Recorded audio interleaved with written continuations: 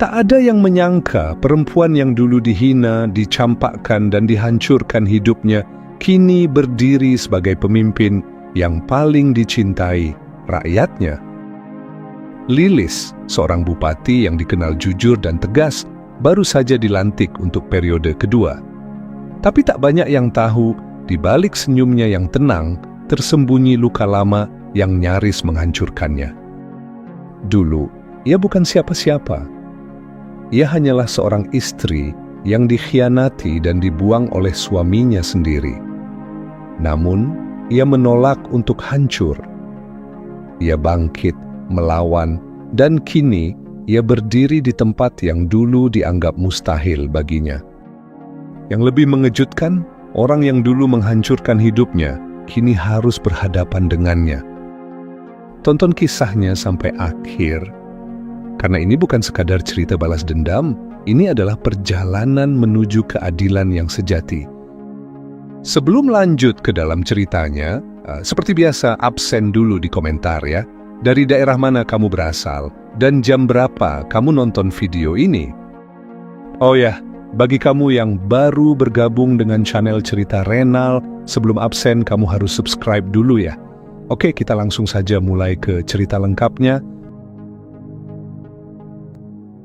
Hari itu, alun-alun penuh sesak. Ribuan orang datang dari berbagai pelosok, berdiri berdesakan, meneriakkan nama yang kini begitu mereka banggakan. Bupati Lilis, Bupati Lilis. Suara mereka bergema di udara, bercampur dengan bunyi petasan dan tabuhan alat musik tradisional. Di atas panggung utama, Lilis berdiri dengan tenang. Ia mengenakan kebaya hijau lembut, warna yang melambangkan keteduhan dan harapan. Senyum tersungging di wajahnya, tetapi matanya menyimpan sesuatu yang lebih dalam. Sebuah kesadaran bahwa perjalanan ini bukan sekadar kemenangan politik, melainkan hasil dari pertarungan panjang yang telah mengubah hidupnya. Hari ini, ia resmi dilantik sebagai bupati untuk periode kedua. Sebuah pencapaian besar. Tidak banyak pemimpin perempuan yang bisa bertahan di dunia politik sekeras ini. Tetapi Lilis bukan perempuan biasa. Ia telah melewati badai yang hampir menghancurkannya. Dan sekarang, ia berdiri di sini sebagai bukti bahwa keadilan bisa ditegakkan. Bahwa luka lama bisa berubah menjadi kekuatan. Gubernur yang hadir dalam acara itu memberikan pidato panjang, memuji kepemimpinan Lilis yang bersih, tegas, dan berpihak pada rakyat kecil. Selama 5 tahun terakhir, ia telah membawa banyak perubahan, memperbaiki infrastruktur, memberantas korupsi di birokrasi, dan memastikan program bantuan sosial benar-benar sampai ke tangan yang berhak. Ia bukan pemimpin yang duduk nyaman di balik meja, melainkan seseorang yang turun langsung ke lapangan, melihat sendiri penderitaan rakyatnya, dan mencari solusi nyata. Ketika tiba gilirannya untuk berbicara, Lilis melangkah ke podium. Tepuk tangan menggema. Ia mengangkat tangan sedikit, memberi isyarat agar masa tenang. Seketika, suasana menjadi hening. "Terima kasih," katanya. Suaranya tegas namun hangat. "Terima kasih atas kepercayaan yang kembali kalian berikan kepada saya. 5 tahun terakhir bukanlah perjalanan yang mudah. Kita menghadapi banyak tantangan, tetapi kita melewatinya bersama. Saya tidak bisa menjanjikan kesempurnaan, tetapi satu hal yang pasti, saya akan selalu berpihak kepada rakyat." Sorak-sorai kembali terdengar, beberapa orang menangis haru. Lilis adalah sosok yang mereka percayai. Seorang pemimpin yang tidak hanya berbicara, tetapi juga bertindak. Namun, di balik semua pujian dan penghormatan ini, ada sesuatu yang hanya Lilis sendiri yang tahu. Ia menarik napas dalam. Matanya menyapu kerumunan, tetapi pikirannya melayang ke tempat lain, ke masa lalu yang masih membekas. Di balik semua keberhasilan ini ada luka yang belum sepenuhnya sembuh. Luka yang dulu hampir menghancurkannya. Sebuah pengkhianatan, sebuah kebenaran yang selama bertahun-tahun ia pendam dalam diam. Dan kini semua itu menjadi kekuatan yang membawanya ke titik ini. Beberapa bulan sebelum kembali terpilih sebagai bupati, Lilis berhasil mengungkap sebuah skandal besar. Berita itu viral di seluruh media sosial. Sebuah kasus korupsi besar berhasil diungkap, dan salah satu tersangka utamanya adalah seorang pria yang dulu pernah berbagi hidup dengan Lilis, mantan suaminya. Di layar-layar televisi dan portal berita, wajah pria itu terpampang jelas, dengan tangan diborgol dan kepala sedikit tertunduk saat digiring petugas kepolisian. Sebuah ironi yang tak pernah Lilis bayangkan sebelumnya. Dalam konferensi persnya saat itu, seorang jurnalis mengangkat tangan dan bertanya kepadanya, "Ibu Bupati, apa yang membuat Anda begitu berani menindak kasus ini, mengingat tersangka adalah mantan suami Anda?" Lilis menarik napas, lalu berbicara dengan tenang. Hukum harus ditegakkan siapapun pelakunya. Tidak ada kompromi untuk korupsi. Pernyataannya singkat, tetapi tegas. Wartawan terus mencatat, kamera terus merekam. Namun, di dalam hatinya, ia tahu ini bukan hanya soal keadilan.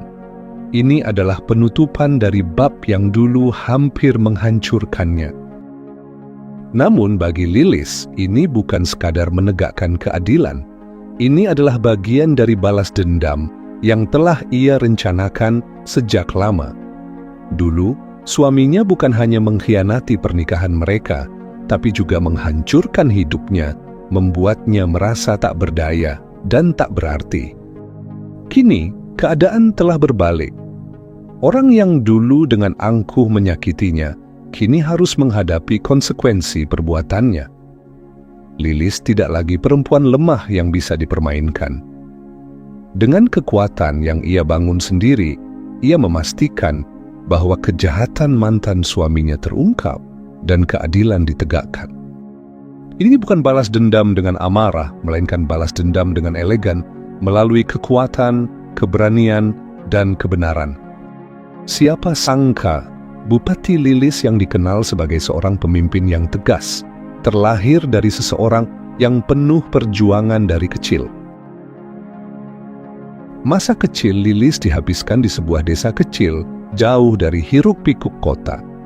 Ayahnya seorang buruh tani, sementara ibunya bekerja sebagai penjahit rumahan. Hidup mereka sederhana, tetapi penuh dengan nilai-nilai kejujuran dan kerja keras. Sejak kecil, Lilis sudah terbiasa membantu ibunya menjahit dan ikut ayahnya ke sawah setelah pulang sekolah. Ia bukan anak yang suka mengeluh.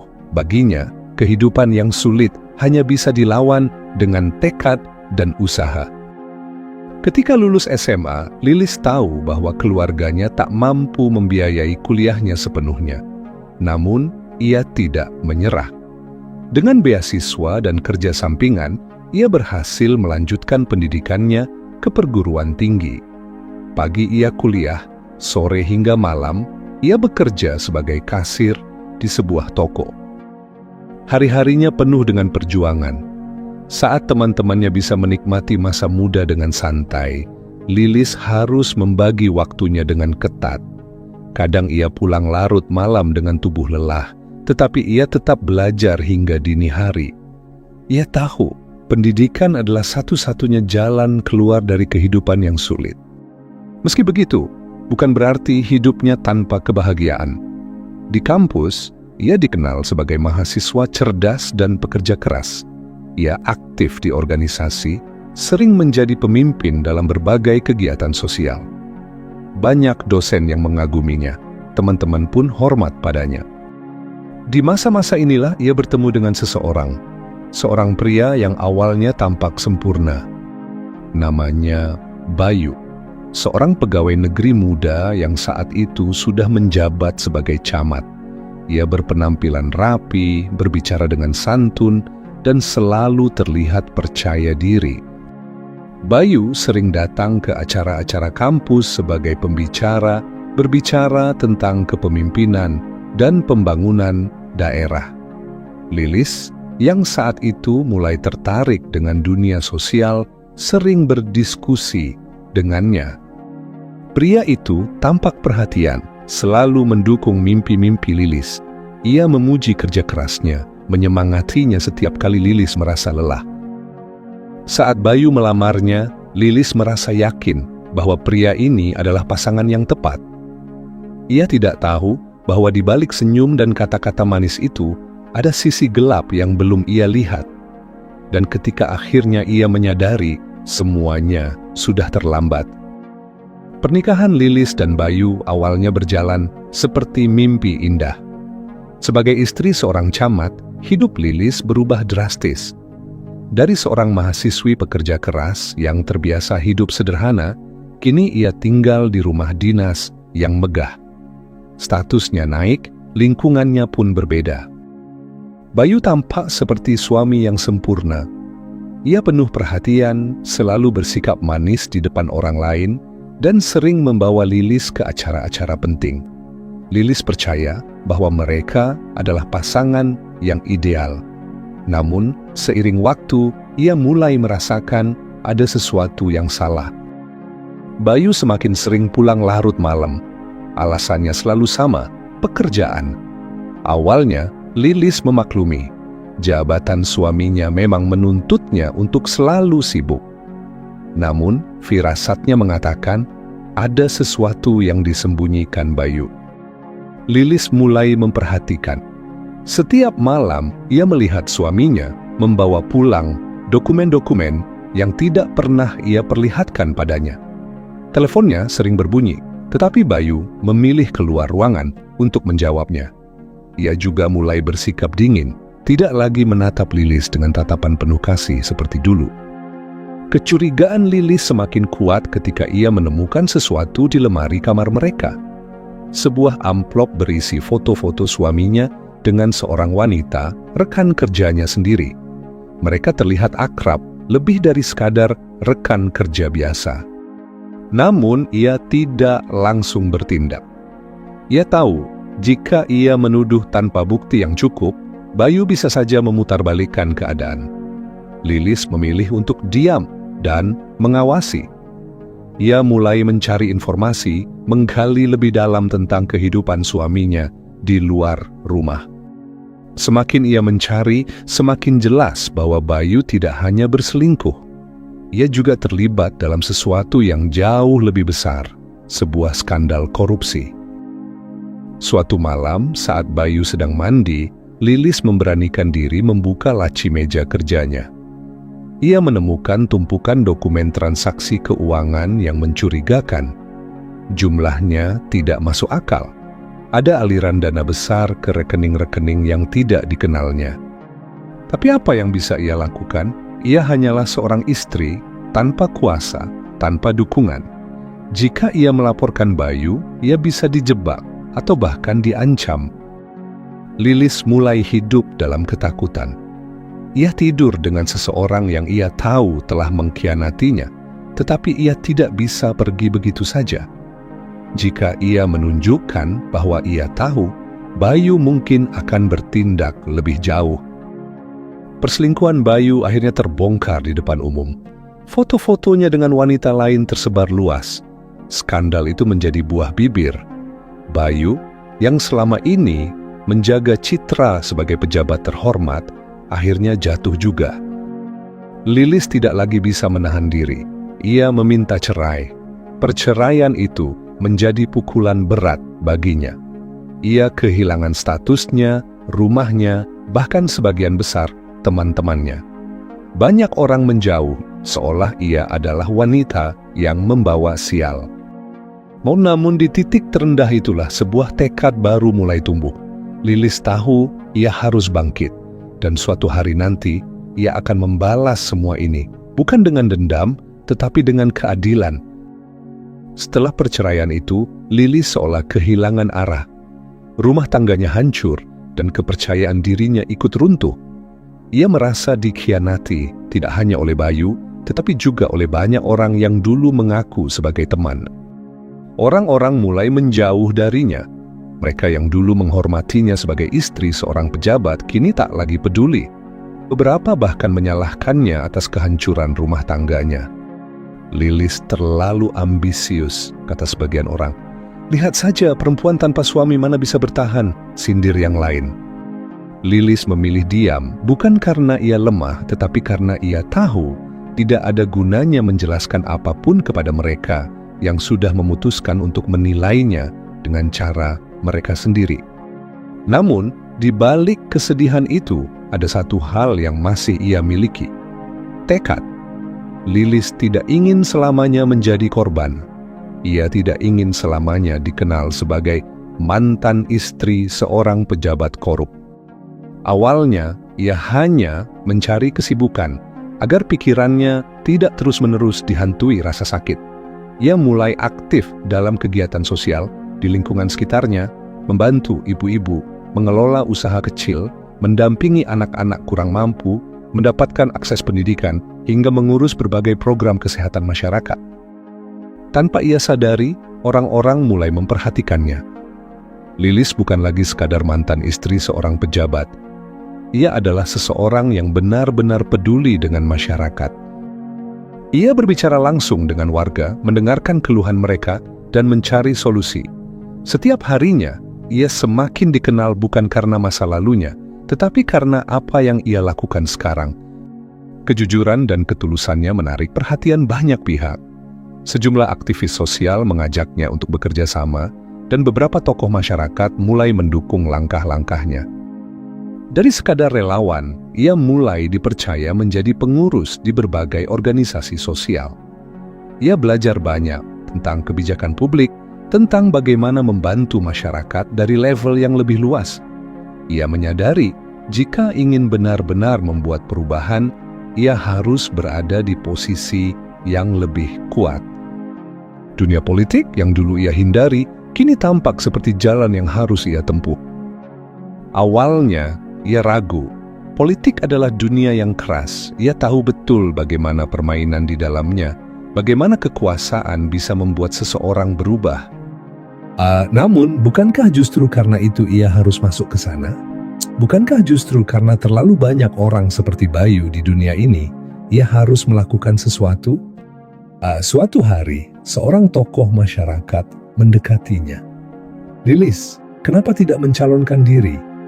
Pertanyaan itu menggema di kepalanya. Lilis tahu, jika ia mengambil langkah ini, itu berarti ia harus benar-benar siap. Tidak hanya siap menghadapi lawan-lawan politik, tetapi juga siap menghadapi bayang-bayang masa lalunya yang mungkin akan digunakan untuk menjatuhkannya. Tapi ia tidak takut.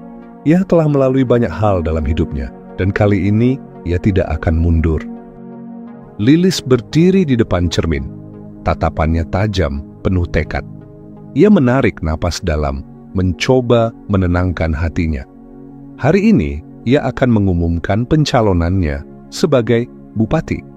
Keputusan ini bukan sesuatu yang diambil dalam semalam. Ini adalah hasil dari perjalanan panjang, dari luka, dari pembelajaran, dan dari keyakinan bahwa ia bisa membuat perubahan.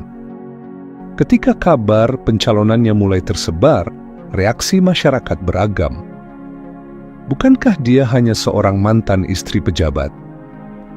Apa pengalamannya? Dia bukan dari kalangan politisi. Lilis memang baik, tapi apakah dia cukup kuat untuk melawan para petahana? Lilis mendengar semua itu, namun ia tak terpengaruh. Ia tahu, dalam dunia politik, lebih banyak yang meragukan daripada yang percaya. Tapi ia tidak mencalonkan diri untuk membuktikan sesuatu kepada mereka yang meremehkannya. Ia mencalonkan diri untuk membuktikan kepada dirinya sendiri bahwa ia mampu. Hari pengumuman pun tiba. Ribuan warga berkumpul di sebuah lapangan terbuka. Beberapa datang karena penasaran, beberapa datang karena mendukung, dan tidak sedikit yang hanya ingin melihat apakah perempuan seperti Lilis benar-benar berani maju ke dunia politik. Ketika ia naik ke podium, suara riuh mulai mereda. Semua mata tertuju padanya. Dulu saya pernah berada di posisi di mana saya merasa tak punya kekuatan, suaranya lantang, namun penuh emosi. Saya tahu bagaimana rasanya menjadi rakyat kecil, bagaimana rasanya merasa tak didengar. Dan hari ini, saya berdiri di sini bukan karena saya ingin berkuasa, tapi karena saya ingin suara kita semua didengar. Sorak-sorai pecah, banyak yang terkejut. Ini bukan pidato seorang politisi biasa. Ini adalah suara seseorang yang benar-benar memahami kehidupan rakyatnya. Namun jalannya tidak mudah. Serangan mulai berdatangan. Media yang dikuasai lawan politik mulai menggali masa lalunya. Perceraian dengan Bayu diungkit kembali. Fitnah disebar. Lilis hanyalah perempuan yang memanfaatkan belas kasihan rakyat. Jangan tertipu dengan citra baiknya. Dia pun punya ambisi yang sama seperti politisi lainnya. Namun yang mereka tidak sadari adalah Lilis sudah terlalu sering jatuh dalam hidupnya. Ia tahu bagaimana menghadapi tuduhan. Ia tahu bagaimana bertahan di tengah badai. Alih-alih membalas dengan kemarahan, ia tetap fokus pada pekerjaannya. Ia turun ke lapangan, mendengarkan warga, merancang program, dan membuktikan bahwa niatnya bukan sekadar janji politik. Saat pemilihan berlangsung, ketegangan terasa di mana-mana. Lilis tidak hanya menghadapi kandidat lain, tetapi juga sistem yang penuh dengan kepentingan. Tapi ia tidak sendiri, ia memiliki rakyat di sisinya. Hari pengumuman hasil pemilihan tiba. Lilis berdiri di rumahnya dikelilingi oleh tim dan para pendukungnya. Matanya menatap layar televisi menunggu hasil akhir. Lalu namanya disebut. Lilis menang. Tangannya mengepal, matanya berkaca-kaca. Ia akhirnya memiliki kekuatan yang dulu ia butuhkan, bukan untuk dirinya sendiri, tapi untuk rakyatnya. Lilis berdiri di depan jendela kantornya. Dari lantai atas gedung pemerintahan, ia bisa melihat hiruk-pikuk kota yang telah mempercayakan nasibnya padanya. Jalanan ramai dengan aktivitas warga. Pasar tradisional yang dulu sempat terpuruk kini kembali hidup. Proyek-proyek pembangunan yang dulu terhenti karena korupsi, kini berjalan dengan transparan. Lilis menarik napas dalam. Ini bukan sekadar kemenangan politik. Ini adalah kemenangan bagi dirinya sendiri, bagi perempuan yang pernah jatuh, tapi memilih untuk bangkit. Tangan Lilis menggenggam secarik kertas. Itu adalah surat dari pihak kejaksaan berisi putusan akhir kasus korupsi yang melibatkan mantan suaminya. Bayu divonis bersalah. Hukuman berat menantinya. Namun Lilis tidak tersenyum puas. Ia tidak pernah menginginkan balas dendam. Hatinya sudah selesai dengan masa lalu. Yang ia inginkan hanyalah keadilan. Tiba-tiba, pintu kantornya diketuk. Seorang staf masuk dengan wajah penuh semangat. Bu Lilis, ada warga yang ingin bertemu. Mereka ingin mengucapkan terima kasih. Lilis menoleh. Terima kasih untuk apa? Untuk semua perubahan yang ibu lakukan. Lilis mengangguk. Ia berjalan keluar, menuju aula di mana puluhan warga telah berkumpul. Saat melihatnya, mereka bertepuk tangan. Beberapa di antaranya adalah ibu-ibu yang dulu sering ia temui saat turun ke lapangan. Ada juga pedagang kecil yang usahanya kembali bangkit. Seorang perempuan paruh baya maju. Dengan mata berkaca-kaca, ia berkata, Bu Lilis, dulu saya hampir kehilangan rumah karena pungutan liar dari pejabat yang korup. Tapi sekarang kami bisa hidup dengan tenang. Terima kasih karena telah memperjuangkan kami. Lilis menggenggam tangan perempuan itu erat. Keadilan bukan hanya milik saya. Keadilan adalah milik kita semua. Di balik semua itu Lilis tahu bahwa perjuangannya belum selesai. Akan selalu ada tantangan baru. Akan selalu ada pihak yang mencoba menjatuhkannya. Tapi kini, ia tidak lagi takut. Luka yang dulu hampir menghancurkannya, kini menjadi kekuatannya. Dari jendela kantornya, ia kembali menatap kota yang telah mempercayakan masa depannya padanya. Ia tersenyum. Keadilan akhirnya berpihak pada mereka yang berani berjuang. Dan disinilah perjalanan Lilis berakhir. Dari seorang perempuan yang dihancurkan, ia bangkit dan membuktikan bahwa keadilan selalu berpihak pada mereka yang berani berjuang. Kisah ini bukan hanya tentang balas dendam, tetapi tentang keteguhan hati, keberanian, dan keyakinan bahwa kebenaran akan selalu menemukan jalannya. Lilis telah membuktikan bahwa masa lalu yang kelam bukanlah akhir, tetapi awal dari sesuatu yang lebih besar. Terima kasih sudah menonton cerita ini hingga akhir. Jika cerita ini menginspirasi, jangan lupa untuk like, komen, dan bagikan pendapat kalian di kolom komentar. Jangan lupa juga untuk subscribe agar tidak ketinggalan cerita menarik lainnya di Cerita Renal. Klik juga video berikutnya dan lanjutkan menikmati kisah-kisah inspiratif yang sudah kami siapkan. Sampai jumpa di cerita berikutnya.